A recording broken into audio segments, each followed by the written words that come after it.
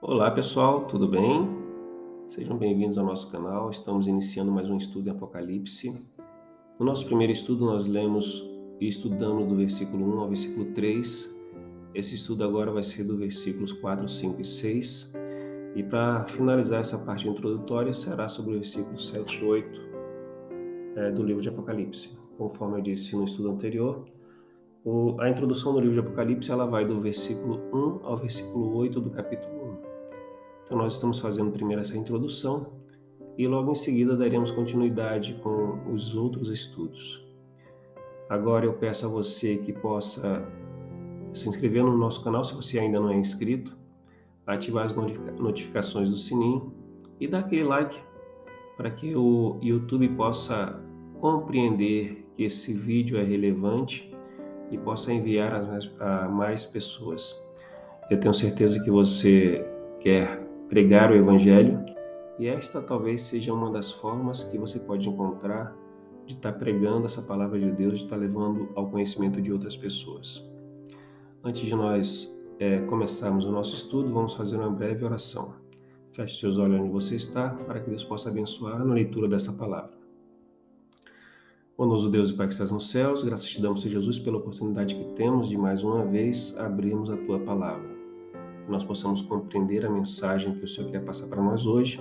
Nos liberta de todos os pecados, eu te peço em nome de Jesus. Amém. Bem, queridos, nós vamos fazer primeiro uma rápida leitura aqui no versículo 4, 5 e 6. E diz assim: João, às 7 igrejas que estão na Ásia, graça a vós outros e paz, da parte daquele que é, do que era e do que há de vir, e dos 7 Espíritos que estão diante de seu trono e de Jesus Cristo, a fiel testemunha, o primogênito dos mortos e o príncipe dos reis da terra.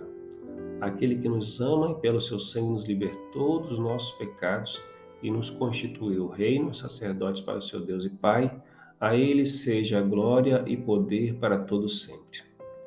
Então percebam que nós destacamos alguns trechos aí, nós vamos estudar em cima desses destaques, ok?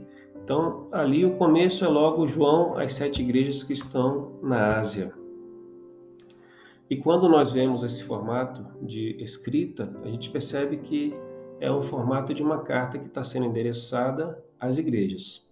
A gente percebe isso também nos escritos dos outros apóstolos, como por exemplo, em 1 Coríntios, Paulo vai falar assim, ele se identifica como sendo Paulo e depois ele fala para onde que vai ser enviada a carta, no caso aqui a Igreja de Deus que se encontra em Corinto. Paulo também relata, ele faz a mesma coisa em outra carta dele, né? Quando ele escreve para a Galácia, ele fala quem ele é e para quem ele está escrevendo. Existe uma outra carta também que é para os filipenses, aí ele se identifica quem é que está escrevendo, é ele no caso aqui Timóteo agora, e para a igreja que está em Filipos. Então perceba que o formato da escrita desse livro de Apocalipse é o formato de uma carta. É uma carta que está sendo endereçada a 7 igrejas. 7 igrejas. A carta foi escrita para 7 igrejas. Agora, o livro ele não é apenas uma carta, né? Porque quando a gente olha assim, é uma carta, ok. Mas ele é uma carta com estilo profético. É uma carta profética. A gente lê no primeiro versículo do livro de Apocalipse assim: revelação de Jesus Cristo que Deus lhe deu para mostrar aos seus servos as coisas que em breve ou que brevemente devem acontecer. E enviando-as pelo seu anjo, as notificou ao seu servo João. Então, revelação de Jesus Cristo que Deus lhe deu para mostrar aos seus servos as coisas que em breve devem acontecer. Então a gente percebe aqui que o estilo de carta que foi escrita é uma carta apocalíptica, ou é uma carta onde é escatológica, uma carta que não é apenas para as igrejas locais. Ela serviu para as igrejas locais, mas também serviu para a igreja ao longo da história. É uma carta profética nesse caso. Aquilo que foi dito para aquelas igrejas também serviriam para ditar o conhecimento, as regras de cada igreja que estaria passando ao longo de eras. Agora, tem uma coisa importante que está sendo dita aqui no início também, a gente viu com relação ao tipo de carta, né, João às 7 igrejas que se encontram na Ásia. Aí logo em seguida vem graça e paz. Essa saudação aqui era uma saudação comum dos apóstolos, porque graça ela é uma palavra que é grega e paz é uma palavra judaica. Paz a gente sabe que é shalom. Essa era uma tradução comumente usada pelos apóstolos. A gente percebe que ela vai mais além, vai além do nível de saudações e desejos humanos. Graça e paz. A graça ela só é alcançada quando nós aceitamos a morte de Jesus Cristo na cruz do Calvário. E é assim, a graça de Cristo ela nos alcança. O grande problema das vezes é a gente não aceitar essa graça. Agora, a gente quando recebe a graça de Cristo, a gente também recebe a paz. E graça e paz, ela nunca vai estar ao inverso, nunca vai ser paz e graça, porque a graça ela vem primeiro. E quando a graça nos alcança, aí sim também nós atingimos a paz, nós alcançamos a paz. E a gente pode falar para vocês o seguinte: a graça é o favor divino mostrado ao homem, e a paz é aquele estado de bem-estar espiritual que se segue com o resultado. Quando você aceita Jesus Cristo como seu Salvador, você já percebeu que você fica com uma paz muito grande? Ou até mesmo quando você está na igreja, você está totalmente dedicado a Deus, você sente paz no seu coração, paz de espírito, você fica de bem com a vida. Quando Cristo nos alcança, com a sua graça, a paz vem logo em seguida, não tem jeito. Ambas as palavras vêm de Deus e nos lembram do favor e aceitação que Deus estendeu aos crentes. E é por causa da graça de Deus que o seu povo pode desfrutar da paz. Tanto a paz com Deus quanto a paz de Deus, que resulta em equilíbrio e tranquilidade interior, mesmo em meio às experiências mais duras da vida. E isso é uma verdade. Quando a graça nos alcança, não importa o que vai nos atingir. Se nós estivermos com Deus, vai ser algo brando, né? Então, graça e paz são palavras que vêm de Deus e nos lembram do favor e aceitação que Deus estendeu aos crentes. E é por causa da graça de Deus que o seu povo pode desfrutar da paz, tanto a paz com Deus quanto a paz de Deus, que resulta em equilíbrio e tranquilidade interior, mesmo em meio às experiências mais duras da vida. Então, às vezes, assim, você olha uma pessoa, você sabe que aquela pessoa está com problemas, mas você vê que ela está com problemas, mas você não percebe que ela esteja desesperada por alguma coisa. Isso é algo que vem de Deus. Essa paz que a pessoa sente, ela é de Deus, não é de outro lugar. Então Deus ele dá equilíbrio para a gente. Quando a gente percebe aquilo que Deus quer de nós, nós temos equilíbrio psicológico, nós temos equilíbrio de interior, temos equilíbrio em tudo. Então, por mais dura que sejam as situações que nós nos encontremos, quando a graça e a paz de Deus nos alcança, a gente passa por ela de uma forma mais fácil. E graças a Deus, né, que nós podemos ter esse estado de espírito, um estado de espírito onde a gente reconheça quem Jesus é, o que Ele fez e o amor que Ele tem por cada um de nós. Essa graça e paz provém das três pessoas divinas, daquele que é, que era e que há de vir, dos 7 Espíritos que estão diante do seu trono e de Jesus Cristo, a fiel testemunha. E a gente percebe que aqui uma alusão à Trindade, né? A gente não vê a palavra Trindade na Bíblia, não existe. A palavra Trindade na Bíblia não tem. Mas a gente percebe a ação dos três ao longo da história da Bíblia. Por exemplo, lá no início, lá em Gênesis, a gente já vê falando assim: a terra era sem forma e vazia, e o Espírito de Deus pairava por sobre as águas. Ou seja, o Espírito Santo de Deus já estava caminhando aqui mesmo antes da terra ser formada. Outro fato interessante quando a gente vê a questão da Trindade é que quando o homem é criado, não é dito assim: eu vou fazer o homem à minha imagem e semelhança. Não. É dito assim: olha, façamos o homem, façamos no plural, a nossa imagem e semelhança. Então, Adão e Eva, eles foram feitos à imagem e semelhança de Deus. A gente percebe também outra fase na Bíblia onde é mostrada a Trindade, é justamente na morte de Estevão. Nós vimos que Estevão está sendo apedrejado e enquanto ele é apedrejado, ele olha para o céu e ele fala assim: olha, eu estou vendo Jesus Cristo à direita de Deus. Nesse momento ele não vê o Espírito Santo lá em cima, porque o Espírito Santo justamente está aqui embaixo na terra. Quando Jesus ele foi assunto aos céus, quando ele subiu para ser entronizado nos céus, ele deixou aqui na terra o Espírito Santo, que é o Consolador, né? Chamado de Consolador. E aqui mais uma vez fala, né? Mais uma vez aqui na Bíblia demonstra a Trindade.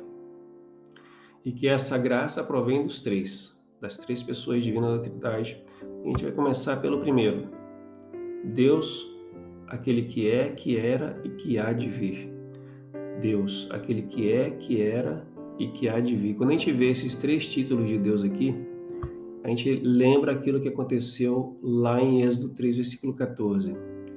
Quando Moisés estava conversando com Deus, Deus havia chamado ele para poder libertar o povo de Israel, e Moisés, muito preocupado e com medo e falando que ninguém conseguiria falar por ele, porque ele era um pouco gago, talvez quando ficasse nervoso.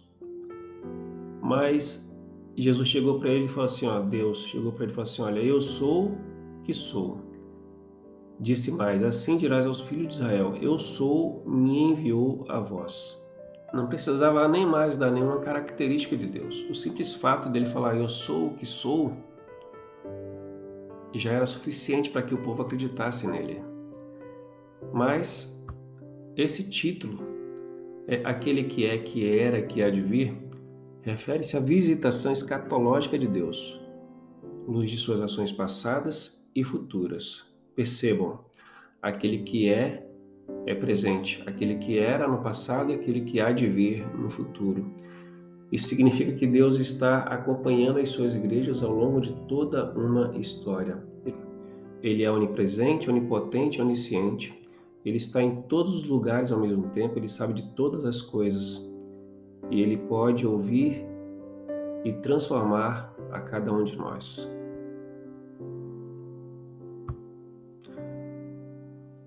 O próximo ser da Trindade é o Espírito Santo.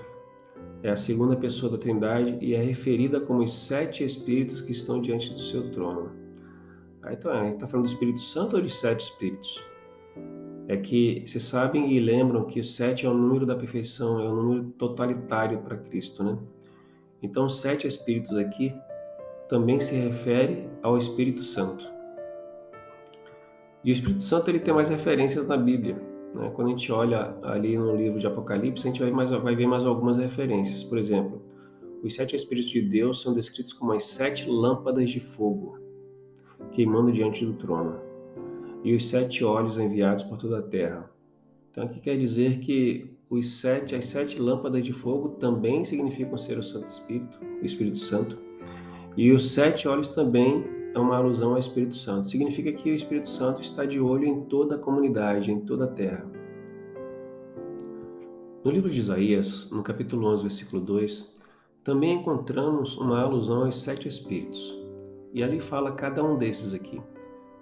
Espírito do Senhor, Espírito da sabedoria, Espírito do entendimento, Espírito do conselho, Espírito do poder, Espírito do conhecimento e Espírito do temor do Senhor. Aqui no Apocalipse, as igrejas vão sendo exortadas a ouvir o que o Espírito diz às igrejas. As igrejas são representações simbólicas da universalidade da igreja cristã. Então, o significado é claro, os 7 Espíritos parecem referir-se à plenitude e à universalidade da atividade do Espírito Santo em favor do povo fiel de Deus. E essa é uma verdade. Aqui, cada igreja, ela escuta a voz do Espírito, ou ela é convidada a ouvir o que o Espírito diz às igrejas. E percebam que aqui, no livro de Isaías, fala cada Espírito aqui. Então, Espírito do Senhor, poderia ser em relação à primeira igreja, Espírito da sabedoria. Percebam que na igreja Na última igreja, né, no 7, é espírito do temor do Senhor. Nós sabemos que nós vivemos na época de Laodiceia. Laodiceia é uma igreja morna, não é uma igreja nem fria nem quente. Por ela ser morna, a Bíblia fala que o Senhor está a ponto de vomitar de sua boca. Mas ele não fez isso, né? Ele apenas deixou as coisas seguir adiante. Espírito do temor do Senhor. Eu acho que cairia muito bem para a igreja de Laodiceia, que nós precisamos ter o temor do Senhor para poder pregar o Evangelho. Bem, o próximo agora, ser da divindade de Jesus Cristo. De Jesus Cristo, a fiel testemunha, o primogênito dos mortos e o soberano dos reis da terra. Então, quando fala de Jesus, ele mostra 3 qualidades de Jesus: fiel testemunha, o primogênito dos mortos e o soberano dos reis da terra. Nós vamos agora ver a respeito dessa fiel testemunha, como é que Jesus Cristo é a fiel testemunha.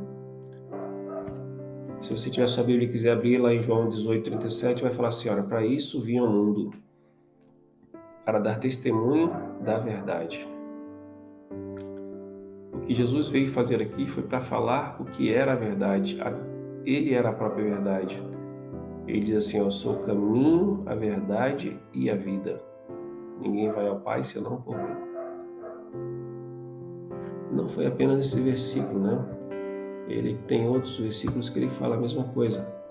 E Jesus, ele selou esse testemunho fiel com a morte dele na cruz. Ele foi fiel até a morte de cruz. E a gente não pode esquecer. Jesus, ele veio até aqui nesse mundo, morreu em nosso lugar, para que nós tivéssemos vida e a tenhamos em abundância. Aí eu fico pensando, às vezes, isso até comigo, né? Eu mesmo, às vezes, parece que não dou tanta importância para essa morte de Jesus Cristo na cruz do Calvário. Mas o fato de Jesus ter morrido na cruz do Calvário não significa que eu seja salvo. Muito pelo contrário, né? Você sabe que quanto mais próximo de Cristo, mais a tentação vem. Mas a Bíblia fala assim: resistir ao diabo e ele fugirá de vós. Então nós temos que resistir mesmo. Primogênito dos mortos. Por que primogênito dos mortos? Primogênito a gente sabe que é algo que veio primeiro, que surgiu, que nasceu primeiro. E dos mortos seria como se fosse a primeira ressurreição. Mas como é que seria a primeira ressurreição se Jesus já havia ressuscitado Lázaro, já havia ressuscitado a filha de Jairo? Lá em 1 Coríntios 15:22 vai falando assim: pois como em Adão todos morrem, e não tem jeito, então Adão todos morrem. Do mesmo modo em Cristo todos serão vivificados. Cada um, porém, na sua ordem. Cristo, as primícias, depois os que são de Cristo, na sua vinda. Então Jesus Cristo conquistou para si, por meio da sua morte na cruz, a ressurreição, o domínio sobre os reis do mundo que o diabo lhe ofereceu em troca de adoração. Ele agora reina no trono celestial como Senhor do universo.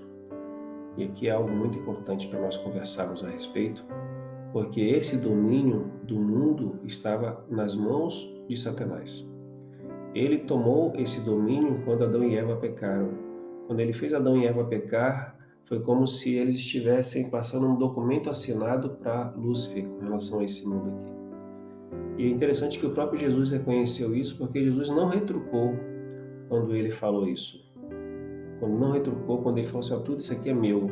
Jesus não disse para ele assim: não é teu não. Então, o que nos leva a crer que realmente tudo isso aqui era dele. Só que Jesus tomou de volta para si. Quando Jesus morreu na cruz do Calvário, quando Jesus ressuscitou, o domínio foi entregue novamente para Jesus. E é por isso que fala aqui, né? Pois como em Adão todos morrem, do mesmo modo em Cristo todos serão vivificados.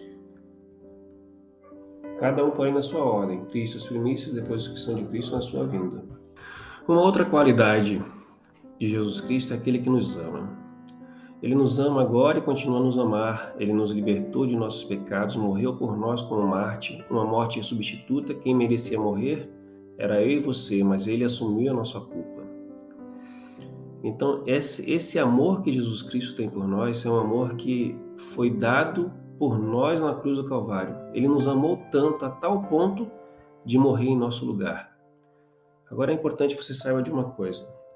O fato de Jesus Cristo ter morrido na cruz do Calvário, muito embora ele tenha morrido por todos os seres humanos, não nos dá garantia de salvação. O fato dele ter morrido na cruz do Calvário não garante que nós sejamos salvos. O fato de ele ter morrido na cruz do Calvário garante a nossa possibilidade de salvação, mas não que nós sejamos salvos. Porque para que nós sejamos salvos, nós temos que aceitar o sacrifício que ele fez por nós na cruz do Calvário. Eu vou lembrar vocês de algo que acontecia lá no Antigo Israel. Lá no Antigo Israel nós tínhamos 2 sacrifícios. Tínhamos o sacrifício da manhã e tínhamos o sacrifício da tarde. No sacrifício da manhã era morto ou matava um cordeirinho em prol dos pecados de todo Israel. Então o sacerdote pegava o cordeirinho, levava no altar de sacrifício, imolava ele e fazia o sacrifício. E aquele sacrifício era para que todo o povo fosse perdoado. E agora vinha o sacrifício da tarde. O sacrifício da tarde era assim: aquela pessoa que aceitou o sacrifício que foi ofertado pela manhã e que queria e que se sentiu perdoado, ou que queria ser perdoado, ele agora pegava o seu cordeirinho, levava até o sacerdote, e o sacerdote imolava e matava aquele cordeirinho para os pecados daquela pessoa. Então, ou seja, o sacrifício que foi feito pela manhã foi feito por todo o povo de Israel. Aquele pecador que aceitava o sacrifício feito pela manhã, ele agora pegava o seu cordeirinho e caminhava por todo Israel com o cordeirinho nas costas e levava aquele cordeirinho para ser sacrificado. Agora o sacrifício da tarde, como é que ocorre hoje? Bom, o sacrifício da tarde ocorre da seguinte maneira nos dias atuais. Aquele pecador que aceitou o sacrifício de Jesus, que se arrependeu de seus pecados, que quer falar assim: olha, eu aceito o que Cristo fez por mim na cruz do Calvário, ele também pode demonstrar essa sua fé, essa sua aceitação com o batismo. Então hoje o batismo significa aquele pecador arrependido, aquele pecador que realmente quer mudança de vida e que quer aceitar Jesus como seu Salvador para esse pessoal. A Bíblia fala que aquele que crê e for batizado será salvo. Aquele, porém, que não crê, não será salvo. Então, se você crê que Jesus Cristo, se você não é batizado e você crê que Jesus Cristo fez o sacrifício por você, procura uma igreja. Converse com o pastor, fale com ele, fale que você quer ser salvo em nome de Jesus e que você quer se batizar. Jesus Cristo está pertinho de retornar aqui nesse mundo. Nós estamos contando aqui a história no livro de Apocalipse porque nós acreditamos nisso. É uma revelação das coisas que estão para acontecer. Nós vamos aprender isso ao longo de todo o estudo. Mas é preciso que você entenda que você só vai ser salvo se você realmente aceitar a Jesus. Então veja, Jesus Cristo ele quer te libertar. Te libertar de quê? Dos pecados. Ele quer libertar você dos seus pecados. E a morte de Cristo foi suficiente para que ele libertasse a cada um de nós. O sacrifício de Cristo foi completo e não precisa de mais nada para sermos salvos. Basta apenas que nós o aceitemos.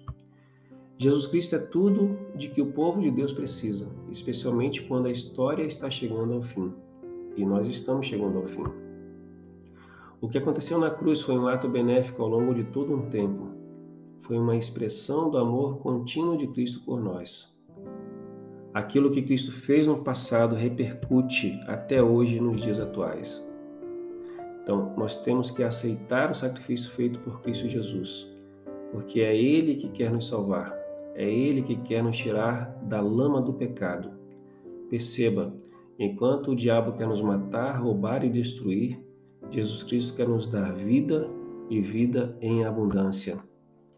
Outra evidência do amor perpétuo de Cristo por seu povo é que ele fez de nós um reino, sacerdote para seu Deus e Pai. Note, assim que Jesus Cristo ressuscitou, ele já transformou aqueles que iriam aceitar o seu sacrifício em reino, sacerdotes para seu Deus e Pai. O que ele quis fazer conosco foi transformar completamente a nossa vida. Isso me lembra daquilo que aconteceu lá em Israel. Israel deveria ser um reino de sacerdotes de Deus, Está escrito lá em Êxodo 19, 5 e 6. Porém, Israel não cumpriu a aliança com Deus. E ele, não cumprindo a aliança com Deus, deixou de ser um povo eleito, um povo escolhido. Israel foi o povo escolhido por Deus para pregar as boas novas de Deus, para pregar as boas novas de salvação. Mas Israel não cumpriu com seu propósito e com isso o tempo de Israel foi passado. Percebam que em 1 Pedro 2, versículo 9 diz assim, mas vós sois raça eleita, sacerdócio real, nação santa. Aqui, ao contrário do que aconteceu com Israel, que seria, nós já somos. Então, quando você se batiza, quando você levanta do tanque batismal, quando você sai do tanque batismal, você já sai como raça eleita, como sacerdócio real, como nação santa. É assim que você sai do tanque batismal. E você tem que acreditar nisso dessa forma, porque é assim que somos. Observe que lá em Apocalipse 5, 9 e 10 diz a mesma coisa. E cantavam um cântico novo, dizendo, digno és de tomar o livro e de abrir os seus selos, porque foste morto, e com o teu sangue compraste para Deus homens de toda tribo, língua e povo e nação, e para o nosso Deus os fizestes reino e sacerdotes, e eles reinarão sobre a terra. Nós não somos de nós mesmos, nós somos de Cristo porque nós somos comprados e o preço que foi pago foi alto demais. Jesus Cristo nos comprou com seu próprio sangue. E Ele nos comprou não foi para nos escravizar, não, muito pelo contrário. Ele nos comprou para nos libertar dos pecados. E Ele fala assim, e fizestes reino e sacerdotes, e eles reinarão sobre a terra. Nós vamos reinar junto com Jesus Cristo, junto com Deus o Pai. A promessa que tem para os membros da igreja de Laodiceia é que, ao vencedor, ser-lhe-á dado o direito de se sentar à direita do Pai, assim como eu venci e também me sentei à direita do Pai. Olha que privilégio nós vamos ter quando Jesus Cristo voltar nesse mundo, quando Ele nos levar para os céus. Nós vamos ter o privilégio de nos sentarmos à direita de Deus, o Pai. Então a gente pode falar para vocês que o livro de Apocalipse não é apenas uma revelação de quem é Jesus Cristo, mas é uma revelação do que chegaremos a ser quando nos unirmos a Ele, e isso aqui é de muita importância. Porque quando nós nos unirmos a Cristo, nós nos tornaremos reino e sacerdotes de Deus. Nós temos o privilégio de sermos chamados filhos de Deus. E a gente alcança esse título a partir do momento em que eu aceito o sacrifício que Jesus fez por mim na cruz do Calvário. E por isso, tão gloriosos quanto Jesus, podemos compartilhar dessa glória se apenas escolhermos unir nossas vidas a Ele. Então, se nós escolhermos unir a nossa vida com as vidas de Jesus Cristo, nós compartilharemos dessa glória quando Jesus voltar. Você quer? Eu quero. E aqui é a última parte do nosso estudo de hoje. Diz assim, o livro do Apocalipse, sobretudo, é um grande apelo ao povo de Deus, para que não fique olhando constantemente para as coisas do mundo.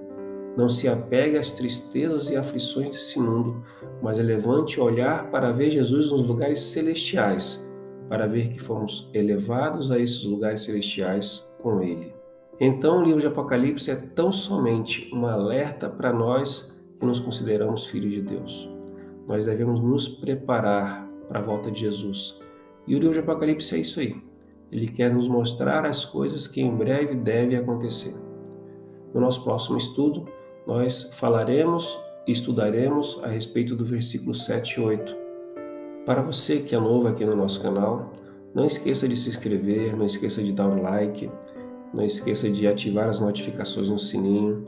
Se esse conteúdo foi bom para você, talvez seja bom também para outras pessoas, então compartilhe com as outras pessoas. Vamos fazer esse canal crescer para que cada vez mais a mensagem de Deus possa ser passada a muitas pessoas. O intuito aqui é apenas de pregação do Evangelho. Nós estamos iniciando com o livro de Apocalipse, mas depois teremos vários outros estudos. Ore para que tudo dê certo, ore para que a sua vida se transforme e que você possa ser fielmente um cidadão celestial, que você possa ser um reino e sacerdote de Deus. Que Deus possa abençoar a cada um de vocês